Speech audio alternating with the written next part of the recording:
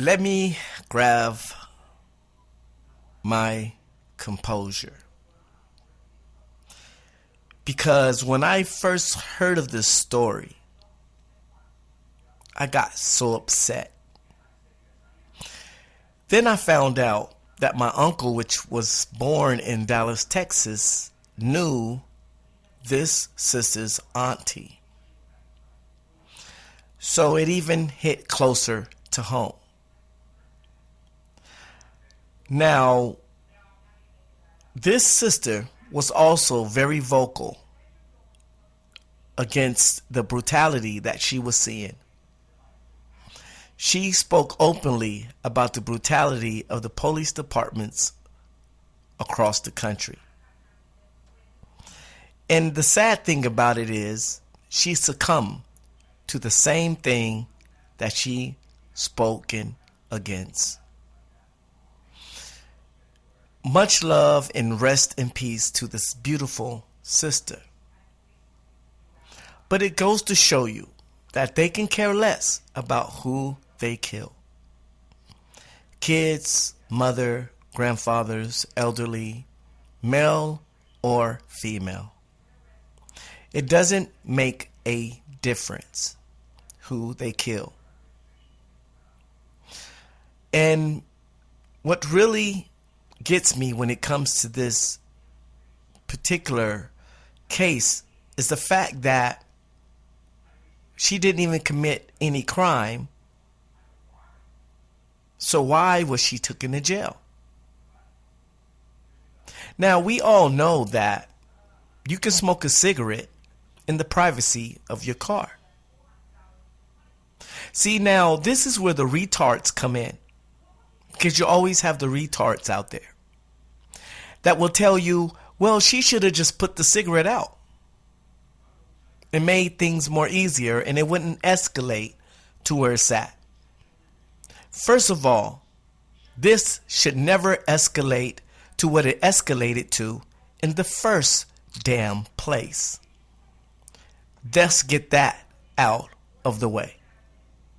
Second of all, if she is not committing a crime, then why is this officer trying to enforce his will when he has no law to back it up? So are you telling me that officers can make up their own laws now? Well, I feel that it's unlawful for you to smoke this cigarette in this car. But there is no law on the book that support what he was in disagreement with. So now, with all due respect to all the officers that do right, let me speak about the officers that do wrong. That they want to command and tell you everything like they're your father and like they're your God. Sit down on the curve.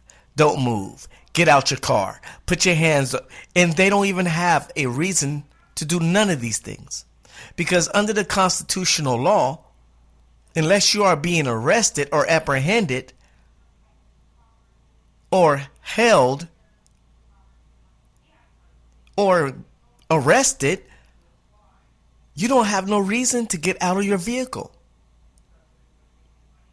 But see, this is the thing I try to tell people about the law, and especially the Constitution. Always remember that every law has to have somebody that is willing to enforce it. So if you're dealing with the same person that is supposed to enforce the law, and they're not willing to enforce the law, then that law basically has no merit. So you can have all the constitutional arguments that you want. You can bring up the Constitution and you can tell them everything about the Constitution. And I'm pretty sure they read it because they have to know the Constitution in order to become officers. So they know the Constitution like the back of their hands. But they also know consciously that a law has no power unless they enforce it. So what do we do when the officers that are supposed to enforce the Constitution refuse to refuse to enforce the Constitution. It's a very hard thing to deal with because now you just have a law, but you don't have an enforcer. See, that's the problem with the Constitution. Because if these officers are not willing to abide by it, it's meaningless at that time. Now, and to add insult to injury, a lot of these polices, a lot of these organizations, they all put up funds just in case one of their officers do a oops like this. So they put up millions and millions of dollars. Have you ever seen what they call, I forgot what they call it, but it's a fund that every company has, like Walmart, Macy's, any company. They put a certain amount of money to the side just for lawsuits because they know they're going to get sued. So they have a special account, especially for those that are coming against them to sue them. So they have those funds available in case anything like this happens. So that's the part that kills me. They'll just give the parents $2.5 million or $500,000 or $800,000. You forget about it. We pay you. It's over. So justice is never served. Because going after the officer is the hardest thing. Getting the money is the easy thing. They make sure of that. But it's sad to see what happened to this sister. Now, we got to make a decision here on what we're going to do. Are we going to continue to allow this to happen? What we're going to do and what can we do when you're going up against a system like this? First thing we need to do is stop making excuses for these officers. It breaks my heart when I see black people make videos protecting these officers for killing black people. What kind of black person are you? You should be ashamed of yourself. You should go hide your head in a hole. That's what you should do. You need to go put your head in the hole. You need to dig a hole in the backyard and put your head in it. Because if you want to justify the things that these officers are doing, then you are an enemy to your own people. And you are a disgrace to this race. So my prayers go up to this family. You know, she was a beautiful sister. Very beautiful woman. Good career. Came down there looking for a job. Landed the job. Matter of fact, when she was in her cell, she got her one phone call. She called up and she referenced to the fact that the job that she was looking for, she actually got it. But now she never get a chance to work there because she's no longer with us. So all I can say is this. It's time for us to unite.